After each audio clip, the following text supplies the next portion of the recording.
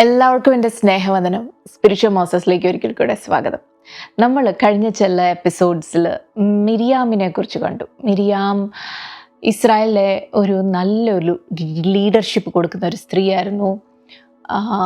നന്നായിട്ട് worship lead ചെയ്യുമായിരുന്നു. അതുപോലെ തന്നെ ദൈവിക ദർശനം, ദൈവികമായ ഒരു ദൃഷ്ടി മിരിയാമിനുണ്ടായിരുന്നു. ഇതെല്ലാം നമ്മൾ കണ്ടു ഇല്ലേ? മിരിയാമിൻ്റെ ജീവിതകാലം മുഴുവനും അങ്ങനെ അല്ലായിരുന്നു കേട്ടോ. കുറച്ച് മുൻപോട്ട് പോയി കഴിഞ്ഞപ്പോൾ ആ ദൃഷ്ടി ദൈവത്തിങ്കലിൽ നിന്നൊന്നും മാറിപ്പോയി. ഇടയ്ക്ക് സ്വയം തന്നെത്താൻ ഒന്ന് നോക്കാൻ തുടങ്ങി, മറ്റുള്ളവരെയും കൂടെ ഒന്ന് നോക്കാൻ തുടങ്ങി. എന്താ സംഭവിച്ചതെന്നറിയോ? നമുക്ക് സംഖ്യാപുസ്തകത്തിലേക്കൊന്ന് പോകാം. സംഖ്യാപുസ്തകം 12-ാം അധ്യായത്തിൻ്റെ 1-2 വാക്യങ്ങൾ. അവിടെ ഇങ്ങനെയാണ് വായിക്കുന്നത്. Miriam and Aaron began to talk against Moses because of his Cushite wife, for he had married a Cushite. Has the Lord spoken only through Moses? They asked. Hasn't he also spoken through us? ഇവിടെ പ്രശ്നം ഇതാണ്. മിരിയാം തന്നെത്താനൊന്ന് നോക്കി, ഞാനൊരു മിടുക്കിയാണല്ലോ, ഞാൻ കാരണമാണല്ലോ മോശ ഇവിടം വരെ എത്തിയെന്നുള്ളൊരു തോന്നൽ വന്നു. കൂട്ടത്തിന് അഹരോനെയും കൂടെ വിളിച്ചു. അഹരോനോട് പറഞ്ഞു, നമുക്കൊരു കാര്യം ഒന്ന് ഡീൽ ചെയ്യണം. പോയി മോശയെ വിളിച്ചു, തോളത്തൊക്കെ ഒന്ന് തട്ടി, ഹലോ ലീഡറെ. ലീഡർ വലിയ ലീഡറൊക്കെയാണ്, പക്ഷെ ലീഡർ ഇവിടം വരെ എത്താൻ കാരണം ആരാന്നറിയോ? ഞാൻ. അന്ന് നദിയുടെ സൈഡിൽ നിന്ന് മൃഗങ്ങളൊന്നും കടിക്കാതെ സൂക്ഷിച്ചത് ഞാനാണ്. ജീവനോടിരിക്കുന്നത് തന്നെ ഞാൻ കാരണമാണ്. സാറ് അങ്ങ് കൊട്ടാരത്തിലല്ലേ വളർന്നേ, കാരണക്കാരത്തി ആരാന്നറിയോ? ഞാൻ. ആ ഐഡിയ പോലും ഫറോൻ്റെ മോളുടെ ഉള്ളിലേക്ക് ഇട്ട് കൊടുത്തത് ഞാനാണ്. അങ്ങനെ കുറേ കാര്യങ്ങളൊക്കെ പറഞ്ഞിട്ട് പറയുക, സാറിനോട് മാത്രമല്ല ദൈവം സംസാരിച്ച്, എന്നിൽ കൂടെയും ദൈവം പ്രവർത്തിച്ചിട്ടുണ്ട്. അപ്പോൾ ഈ അഹങ്കാരം ഇങ്ങനെ വന്ന് പല കാര്യങ്ങളും മിരിയാം പറഞ്ഞു. ഇവിടെ ബൈബിളിൽ രണ്ടുപേരും സംസാരിച്ചു എന്ന് നമ്മുടെ ഇവിടെ ഇംഗ്ലീഷ് ബൈബിളിൽ ദേ സ്പോക്ക് എന്നാണ് എഴുതിയിരിക്കുന്നത്. പക്ഷേ ഹീബ്രു പദം നോക്കുമ്പോൾ അതൊരു ഫെമിനിൻ ടേമാണ്. മിരിയാമാണ് സംസാരിച്ചത്. അഹരോൻ കൂടെ നിൽക്കുക, അഹരോനെ കൂട്ടിന് വിളിച്ചുകൊണ്ട് പോയതാ. അപ്പോൾ ഇതെല്ലാം കേട്ടിട്ട് മോശ എന്തോ ഉത്തരം പറഞ്ഞതെന്നറിയോ? നല്ല രസമാണ്, അതൊന്ന് വായിച്ചു നോക്കണം. ഒന്നും മിണ്ടിയില്ല. മോശയെക്കുറിച്ച് അവിടെ പറയുന്നത് ഈ ലോകത്തിലെ ഏറ്റവും the most humble man on earth. ഈ ലോകത്തിൽ ഇതുപോലെ താഴ്മയുള്ളൊരു മനുഷ്യനില്ലായിരുന്നു. ഒന്നും ഉത്തരം പറഞ്ഞില്ല, അവിടെ മിണ്ടാതിരുന്നു. അതുകൊണ്ട് വേറെ ഒരാൾ അവിടെ ഉത്തരം പറഞ്ഞു. ആരാന്നറിയോ? ദൈവം തന്നെ. പ്രിയ ദൈവമക്കളെ, പ്രത്യേകിച്ച് നിങ്ങൾ ആരെങ്കിലും ശുശ്രൂഷയിലുള്ളവർ എന്നെ കേൾക്കുന്നുണ്ടെങ്കിൽ, നമ്മുടെ അടുത്ത് പലരും പലതും വന്ന് പറയും. ശുശ്രൂഷ, ദൈവത്തിൻ്റെ വിളിയെ തന്നെ ചോദ്യം ചെയ്യുന്ന രീതിയിൽ പല കാര്യങ്ങൾ പറയും. അവരോട് ആരോടും ഉത്തരം പറയാൻ പോകരുത്. മറുപടി പറയുക എന്നുള്ളൊരു ശുശ്രൂഷ ദൈവവചനത്തിലില്ല. നമ്മൾ മിണ്ടാതിരുന്നാൽ മതി.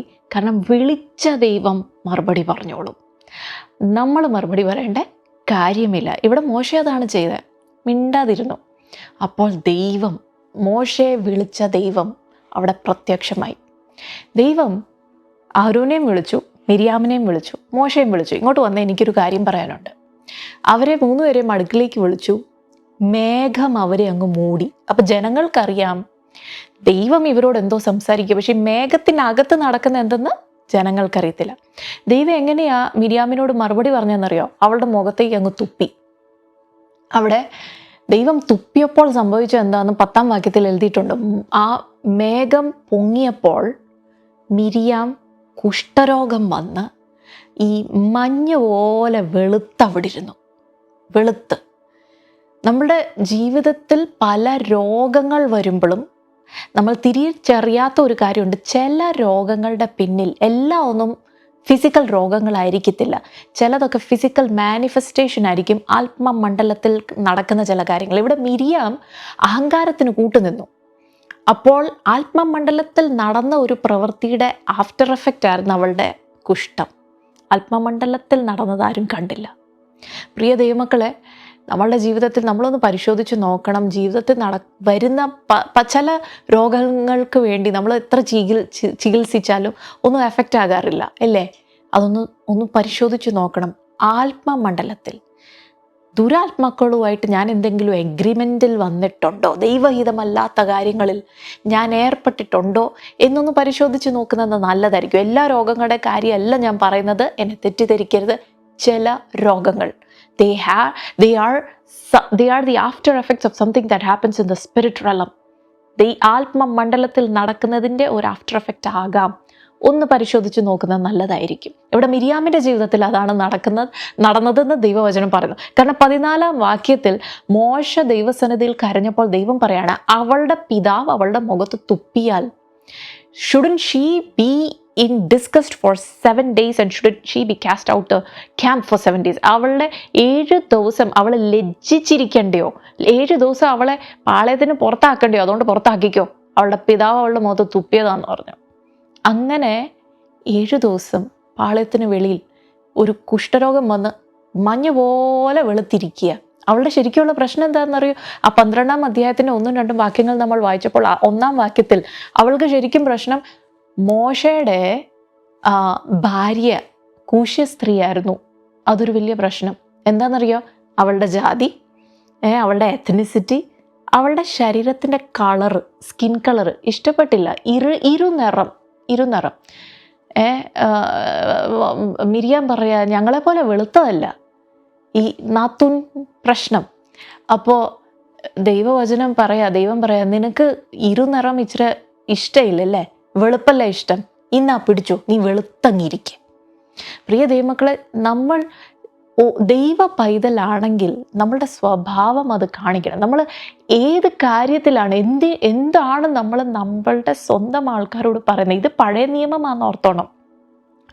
പഴയ നിയമത്തിൽ മിരിയാം പാളയത്തിനകത്ത് ഒരാളെ അവളുടെ കളറ് കാരണം, അവളുടെ ജാതി കാരണം താന്ന് കണ്ടു. ദൈവം അതിന് എതിര് നിന്നു. ദൈവത്തിന് ഇഷ്ടമില്ലാത്തൊരു കാര്യമായിരുന്നു. അങ്ങനെയെങ്കിൽ പുതിയ നിയമസഭയായിരിക്കുന്ന നമ്മൾ, ക്രിസ്തുവിൻ്റെ മണവാട്ടിയായിരിക്കുന്ന നമ്മൾ, ഈ മണവാട്ടിയായിരിക്കുന്ന ക്രിസ്തുവിൻ്റെ സഭയ്ക്കകത്ത് ആരെയെങ്കിലും അവരുടെ ജാതി കാരണം, അവരുടെ ദേശം കാരണം, അവരുടെ ഭാഷ കാരണം, അല്ലെ അവരുടെ സ്കിന്നിൻ്റെ കളറ് കാരണം നമ്മൾ താഴ്ത്തി കാണുന്നുണ്ടോ? അങ്ങനെയെങ്കിൽ മിരിയാമിനോട് ദൈവം ദേഷ്യപ്പെട്ടതിനെ കാട്ടി കൂടുതൽ ക്രോധം, അതിലും ഒരു വലിയ ശിക്ഷയാണ് ദൈവം വെച്ചിരിക്കുന്നത്. ബിക്കോസ് ഇത് ക്രിസ്തുവിൻ്റെ രക്തം കൊടുത്ത് ക്രിസ്തു വാങ്ങിയ ക്രിസ്തുവിൻ്റെ മണവാട്ടിയാണ് കേട്ടോ. ആ മണവാട്ടിയെ നമ്മൾ ആരും ജാതി കാരണമോ ഭാഷ കാരണമോ കളറ് കാരണമോ താഴ്ത്തി കാണാൻ ഒരിക്കലും പാടില്ല. അങ്ങനെ ചെയ്താൽ ദൈവം അവിടെ ഇടപെട്ടിരിക്കും. ചിലപ്പോൾ ഉടനെ കണ്ടില്ലെങ്കിലും ദൈവം അതിൻ്റെ ആഫ്റ്റർ എഫക്ട്സ് നമ്മൾ കണ്ടിരിക്കും. അത് വളരെ it's A very dangerous thing. It's വളരെ സീരിയസ് ആയ ഒരു കാര്യമാണ്. It's A very serious matter. അപ്പോൾ നമ്മളിവിടെ മുൻപോട്ട് വായിക്കുമ്പോൾ ഇവിടെ 2-ാമത്തെ പ്രശ്നം മിരിയാമിൻ്റെ എന്തായിരുന്നെന്നറിയോ? ആ 2-ാം വാക്യത്തിൽ നമ്മൾ വായിക്കുന്നത്, മോശയുടെ ഭാര്യയെ മാത്രമല്ല മോശയും ഇച്ചിരി താന്നാകണ്ടേ.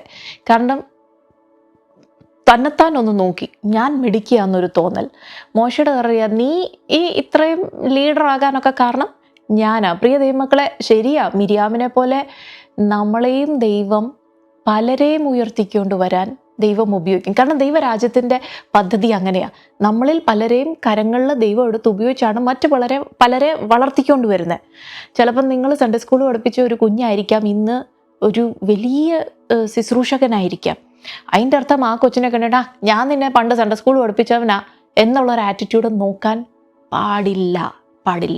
അല്ലെങ്കിൽ പണ്ട് സ്കൂളിൽ പഠിക്കാൻ നിവൃത്തിയില്ലാഞ്ഞപ്പോൾ ആ കുഞ്ഞിൻ്റെ ഫീസ് കൊടുക്കാൻ അവരുടെ മാതാപിതാക്കൾക്കില്ലാഞ്ഞപ്പോൾ നിങ്ങളായിരിക്കും ആ കൊച്ചിൻ്റെ സ്കൂളിൻ്റെ ഫീസ് കൊടുത്ത് ആ കൊച്ചിൻ്റെ മാതാപിതാക്കളെ സഹായിച്ചത്. ആ കൊച്ചി ഇന്ന് ചിലപ്പം വലിയൊരു ഉന്നത പദവിയിലായിരിക്കും. അതുകൊണ്ട് ആ കൊച്ചിനെ നോക്കി അതിൻ്റെ മാതാപിതാക്കളെ നോക്കി, എനിക്ക് നിങ്ങളുടെ പാസ്റ്റ് അറിയാം, ഞാൻ കാരണമാണ് നിങ്ങൾ ഇന്നായെന്നുള്ള ഒരു ആറ്റിറ്റ്യൂഡ് വെക്കാൻ പാടില്ല. അതാണ് മിരിയാമിൻ്റെ ജീവിതത്തിൽ നമ്മൾ പഠിക്കേണ്ടത്. പലരെയും നമ്മൾ, പ്രിയ ദൈവമക്കളെ, നമ്മളെ തന്നെ ദൈവസന്നിധിയിൽ ഒന്ന് താഴ്ത്തി ഒന്ന് പരിശോധിച്ച് നോക്കണം. ഞാൻ എന്നെ തന്നെ ഉയർത്തി കാണുന്നുണ്ടോ, മറ്റുള്ളവരെ താഴ്ത്തി കാണുന്നുണ്ടോ? മിരിയാമിൻ്റെ ജീവിതത്തിൽ വന്ന 2 പാപങ്ങൾ ഇതാണ്. അവൾ തന്നെത്താനൊന്ന് പൊക്കി കണ്ടു, മറ്റുള്ളവരെ താഴ്ത്തി കണ്ടു. അവിടെ ദൈവം ഇടപെട്ടു. ഹല്ലേലൂയ. പ്രിയ ദൈവമക്കളെ, ഈ വിശ്വാസ ജീവിതത്തിൽ മിരിയാമിനെ കുറിച്ച് നമ്മളൊന്ന് നോക്കിയാൽ, she was an amazing leader. Micah പ്രവചനം 6-ാം അധ്യായത്തിൻ്റെ 4-ാം വാക്യത്തിൽ ഇങ്ങനെയാണ് പറയുന്നത്, for I brought you out of Egypt and redeemed you from slavery. I sent Moses, Aaron and Miriam to help you. ഞാൻ നിങ്ങളെ മിസ്രൈമിൽ നിന്ന് വിടുവിച്ചു, അടിമ വേലയിൽ നിന്ന് വിടുവിച്ചു കൊണ്ടുവന്നു. ഞാൻ നിങ്ങളെ നടത്താനായിട്ട് മോശ, അഹരോൻ, മിരിയാം 3 പേരെ അയച്ചു എന്നാണ് ദൈവവചനം പറയുന്നത്. നമ്മൾ പലപ്പോഴും ഇസ്രായേലിൻ്റെ ലീഡർ എന്ന് ചിന്തിക്കുമ്പോൾ നമ്മൾ മോശയെ മാത്രമേ ചിന്തിക്കാറുള്ളൂ. പക്ഷെ ദൈവവചനം മീഖാ പ്രവചനത്തിൽ പറയാണ്, മോശ മാത്രമല്ല, മോശ, അഹരോൻ, മിരിയാം 3 ലീഡേഴ്സിനെ ആ ദൈവം കണ്ടേ. മിരിയാം ശരിക്കും നല്ലൊരു ലീഡറായിരുന്നു. എവിടം വരെ? ഈ വീഴ്ച വരുന്നിടം വരെ. ഇതിന് ശേഷം, ഈ ഒരു സംഭവത്തിന് ശേഷം മിരിയാമിൻ്റെ ലീഡർഷിപ്പ് ക്വാളിറ്റിയെക്കുറിച്ച് നമ്മളൊന്നും വായിക്കുന്നില്ല. പിന്നെ നമ്മൾ വായിക്കുന്ന അവളുടെ മരണത്തെക്കുറിച്ച്. എത്രയോ നല്ലൊരു ജീവിതം, പക്ഷേ ആ വിളിയും ആ ദൈവകൃപയും എല്ലാം ഈ അഹങ്കാരമുള്ളിൽ വന്നപ്പോൾ അത് അണഞ്ഞുപോയി എന്നുള്ളതാണ് വാസ്തവം. അതുകൊണ്ട് നമ്മുടെ ഈ ക്രിസ്തീയ ജീവിതം വളരെ ഭയത്തോടുകൂടി ദൈവസന്നിധിയിൽ മോശയെ പോലെ താഴ്മയോടുകൂടെ ജീവിക്കാം. മിരിയാമിനെ പോലെ ഒരു അഹങ്കാരം ഉള്ളിൽ വരാതെ നമ്മൾക്ക് നമ്മളെ തന്നെ ഒന്ന് സൂക്ഷിക്കാം. കാരണം ദൈവവചനത്തിൽ ദൈവത്തെക്കുറിച്ച് പറയുന്നത് എന്നറിയോ? അവൻ ദഹിപ്പിക്കുന്ന അഗ്നിയും കൂടെയാണ്. അതുകൊണ്ട് വളരെ ഭയത്തോടെ ദൈവസന്നിധിയിലായിരിക്കാം. ദൈവം നിങ്ങളെല്ലാവരെയും അനുഗ്രഹിക്കട്ടെ. God bless you.